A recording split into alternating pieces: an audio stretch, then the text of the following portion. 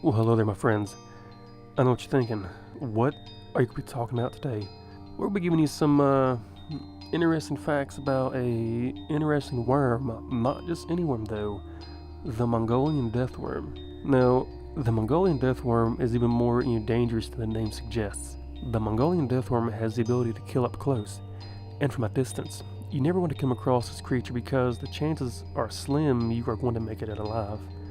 Now, the native name of the Mongolian Deathworm is, I'm going to probably butcher this horribly bad, but just so we're clear, it translates to intestine worm, but the word looks like to me, from what I got, Olgoi-Khorkhoi. Like I said, probably said that wrong, but it translates to intestine worm. What I said probably translates to who knows what.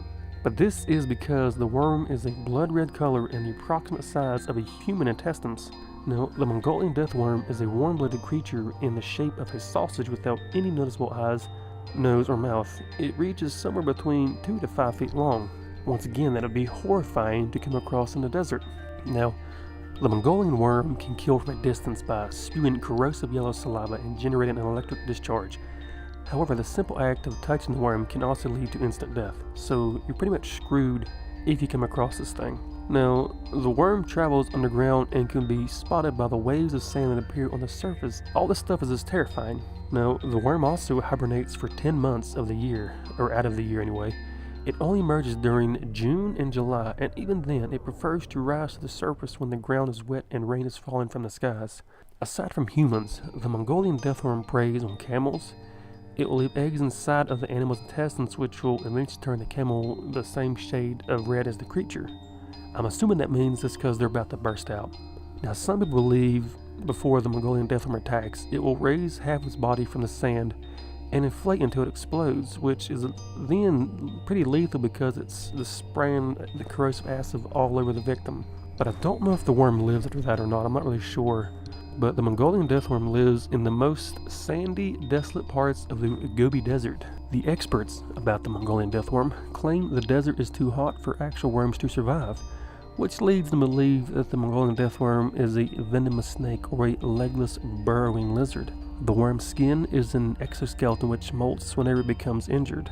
Although most people claim the Mongolian Deathworm does not have a mouth, others argue the creature does have a mouth that is able to open exceptionally wide to bear its rows of sharp inward pointy teeth. When the worms are above ground, they're able to move around by rolling or squirming sideways, pretty much like a snake. Now, a Russian scientist allegedly uncovered a dead specimen in 1972, but this specimen has disappeared and it's rumored to be hidden inside of the basement of a Russian museum. You can tell what side of the Mongolian Deathworm is the front because it has a tail that is short but not tapered at the end. Even though some people doubt the existence of the Mongolian Deathworm, many people in Mongolia do not consider it a mythical creature. They believe it is a real animal, but it just hasn't been identified yet, because there are so many different stories from witnesses who swear they have seen the creature in person.